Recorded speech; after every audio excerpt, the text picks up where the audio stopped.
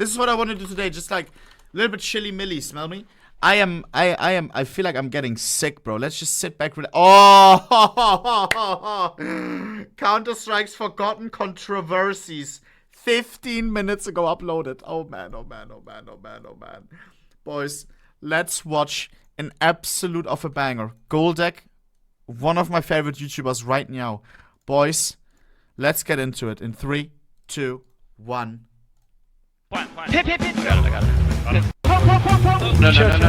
Oh, baby. They wasted like 3 smokes. The year is 2015. 16 teams, $250,000 on the line at ESL 1 Katowice 2015. Out of those 16 teams, 1 team held a dark secret, and that team was Cloud9. Now, let me play back this match between Cloud9 versus Virtus Pro, and let me know if you can hear exactly what this dark secret is that they're trying to hide or failing to hide. Hit. I got it. Pistol. Middle, double. Metal dead. Dude, the old AK sound. Came out the arch. On balcony. Tell me sight. Drop. Yeah, they're all tweaking the fuck out. Now, why might they be bugging so hard? Meth. No, I'm just kidding. It wasn't meth, but it was one methyl group away from being meth. It's a legal and lab-approved version. What? Oh man, I don't know the story. Aderall. Just like any tournament, a swimming tournament, the Olympics, basketball, esports, they all face the problem of performance-enhancing drugs. Cloud9 is one of the few teams to have ever been confirmed to be using PEDs at an esports match. As funny as it may be, or pretty much harmless as it may seem, Aderall is actually a pretty insane advantage you can have against another team. So Cloud9 must have won, right? Nah, they lost 16-11. Ouch! Well, how do we even know they were using Aderall in the first place? One of the Cloud9 players named Semphis told the casters, I don't even care. We were all on Aderall. Like, Lol. This was years after though, right? I don't even give a fuck. Like, it was pretty obvious, like, if you listen to the comms, like, I don't know, people can hate it or whatever. Everyone does the Aderall at ESALN, right? Yeah. each team member of Cloud9 was on Aderall as well. Michael? It didn't even really matter anyways, as they pretty much confirmed that most pro players at tournaments are on Aderall anyways. They received no repercussions for this, or really any punishment in general. This is just one of many controversies that I'm going to talk about in this video, so sit back and enjoy. Interesting. Oh, also, don't let me forget, I want to thank this video's sponsor, Skin Club. Please only... Don't gamble. Now, the next controversy does contain some disturbing information, so if you don't like that, then go ahead and skip to the time. This video is dark. Stamp on screen. This entry isn't just isolated to Counter-Strike, but also Half-Life 2 as well. On the date November 1st, 2004, CounterStrike Source was released. It was even released before Half-Life 2, which was released 15 days after it. CounterStrike Source was a great way to test Valve's new engine, the Source engine. While mappers got onto creating some fun and wacky Counter-Strike Source maps in the shitty-ass Hammer editor, they might have wanted to place some props around for some storytelling. Maybe you'd want to put a ragdoll or a corpse in an alleyway or something to show that someone may have died there. Well, going to place a ragdoll, you can find one named corpse01.mdl. This is a seemingly innocent corpse model that definitely looked like a corpse. Well, that's because it was a real corpse. A corpse from a real person, or at least the face was, which is the most disturbing part of it. This wasn't even discovered until recently, taking over 18 years to be discovered. It was found in a forensics textbook showing the face of a burned... Oh my god. Source image is way too graphic to show unblurred. Jesus! victim. Like I said, some pretty disturbing stuff and quite controversial considering if you played Half-Life 2 or any Source games in fact, you've likely seen this corpse model everywhere for storytelling. Well, it's actually the one and only corpse model in the game, so thankfully there weren't more than one of them. Players and fans are unsure how to feel about having unknowingly been staring at the corpse of a real person this entire... Bro, that's crazy. Half-Life, it's some kids played that game, no? That is crazy. Entire time when playing Half-Life 2 or a Counter-Strike Source map with the model in it. Now, moving on to a more lighthearted controversy. If you ever played the original Counter-Strike, especially back in the day, you might be familiar with this flashbang bug early on in the game. For example, if you toss a flashbang right here on this box in Dust 2, it would somehow bug out and actually be able to flash people in upper tons. This bug was very common across most maps as well, one of them being on Ramp on Nuke, where if you threw the flash under this box somehow, it flashed the entirety of Ramp and under a ladder, whether you were facing the flashbang or not. This was of course fixed, and in and of itself was somewhat controversial, more so just an annoying bug that needed to be fixed. fixed. The main reason this is even on this list is because of a match in 2003 between the team MIBR and Team 3D. The team MIBR was thought to have abused this bug because they accidentally threw this flash once against Team 3D. They were then punished with this nuke win becoming a loss, and then they subsequently lost the next game on Inferno, losing best 2 out of 3. This caused a ton of drama within the pro scene at the time because the IGL for Team 3D said, "You have to take responsibility for your actions either way. When you throw a flash near somewhere that could possibly cost you a round, you have to be ready to deal with the consequences that come with it." Even though Team 3D themselves had been known for abusing a similar flash on Aztec that was even more OP than the one on Nuke, but they were never punished for it. Players were, of course, really pissed at this. Just some old school drama that has most likely been forgotten today. A very controversial addition to CSGO was the Molotov. On release, it was considered insanely broken by almost everyone. Now, in my latest video, I kinda said everyone was basically being crybabies and bitching about it, similar to the smoke in CS2, but as I did more research into it, I definitely would have been crying about it as well. Well, how is it any different than the Molotov we have today? First off, the Molotov on the release of CSGO all the way back in 2012 was basically the Molotov we have today, but on a lethal amount of steroids. Not only could you not put the Molotov out with smoke, like at all, it also slowed players down significantly when inside of it, making it impossible to run through it, and it also did a ton more damage than it does today. Aside from them being unextinguishable, not being able to run through them, and doing way more damage, they also did not explode mid-air like they did today. So you could do some skillless bro, that's crazy. Molly across the map.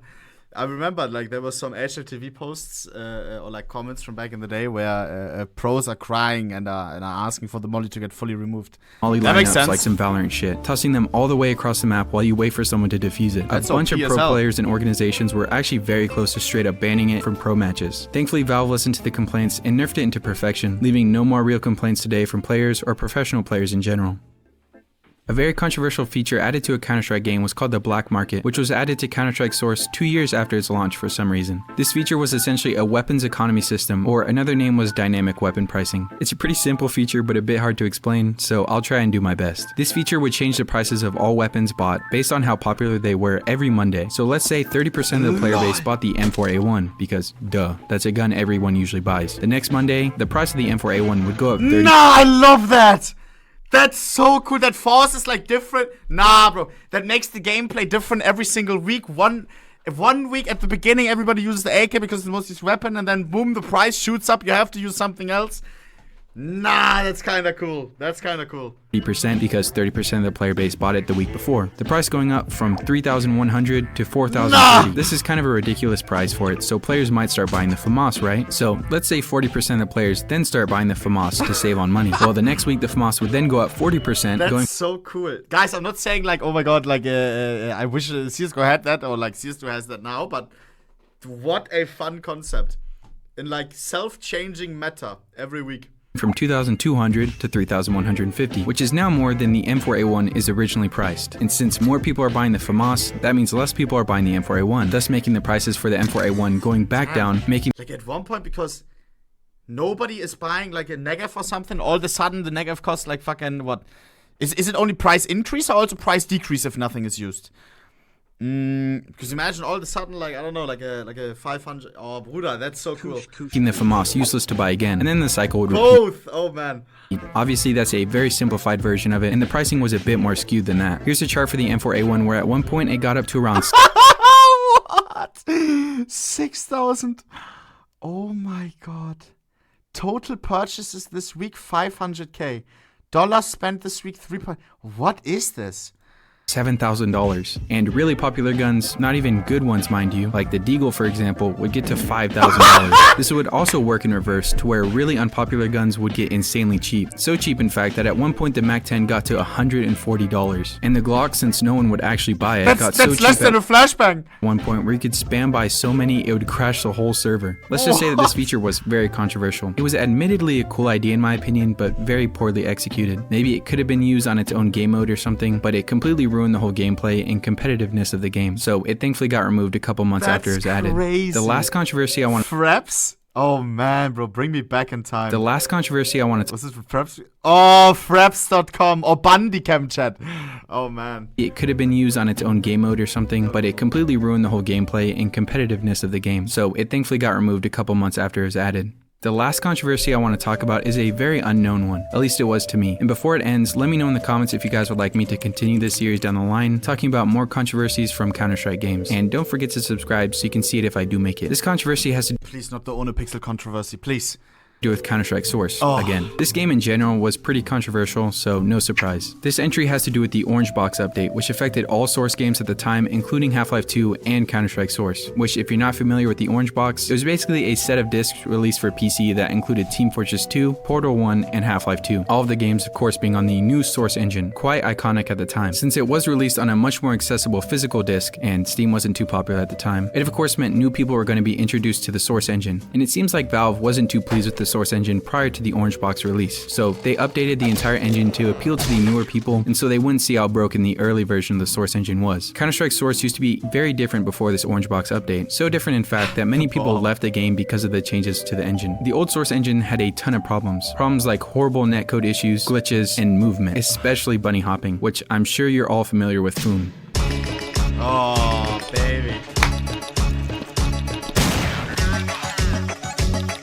This video so many people are familiar with is of course called Foon Too Much for Z-Block, but most people aren't exactly familiar with what Z-Block is, like me. I honestly thought it was the name of a map or something, but I'm not the smartest fellow. Z-Block was a server plugin that would attempt to fix all exploitable CVAR or console commands and make them server-side. Z-Block was also meant to make bunny hopping much harder or block it altogether, which is why the video is called Foon Too Much for Z-Block, showing that he can get past Z-Block with his movement scripts, which yes, he was scripting and it's not much of a secret, but that's besides the point. After the Orange Box update, or better known as CounterStrike Source version 34, Valve made changes to basically everything in the engine, including bunny hopping by adding a server-side velocity cap, changing weapon sprays, fixing the horrible netcode, and just the general feeling of the game and Source games as a whole. The bunny hopping was even nerfed in Half-Life 2 as well, which is why you can no longer do the infamous backwards B-hop in Half-Life 2. The bunny hopping being nerfed is widely believed to be because of players like Foon, which is why I talked about him. And like I mentioned earlier, Z-Block was meant to fix exploitable CVAR commands, which this newer version of the Source engine actually added server-side commands SV_enable bunny hopping and SV_enable boost. This version of Source was also of course meant to be cleaner and more fleshed out. It was actually supposed to be an improvement to the game, but to most of the OG Source players, it ruined the feeling of it. This update was very controversial to the players at the time and made them stop playing the game overall, but to most players, it was an unnoticeable update and honestly an essential one for the life of the game. Wait.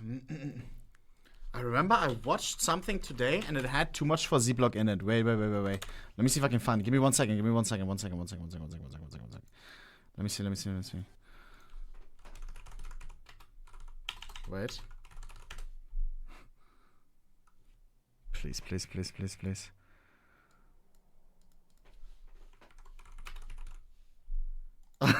Bro, like what the fuck? Amazing. Where is he? I'm just vibing. You made an edit out of it. That's so bad. It's not? Boom! Amazing. That's how it's done. Better than Foon for sure. Those are my boys. Movement player, never punished. That's right. Game and Source games in general. Well, that's it for today's video. Big thanks to all my YouTube members still supporting me, and just a big thanks to all my fans in general. I love you guys, and I don't thank you guys enough. As always, make sure to subscribe and like the video. And if you didn't like it, go and leave a comment why, and I'll try to do better next time. I loved it. As always, Goldec. Mother sucking video, bro. I didn't know these things. That was fun. That was a lot of fun. Boys, leave Goldec some love as always. Boom, right here, yeah. Drop him a sub, drop a follow, open the video, give it a like, then let it play out fully. So for full watch time, just open it on your phone, throw your phone on the bed, leave it there for 10 minutes. Your editing has gotten really good, dude. Keep this good stuff up, 100%. What a fun video, bro. What a fun fucking video. I enjoyed that. Boys, what else do we have?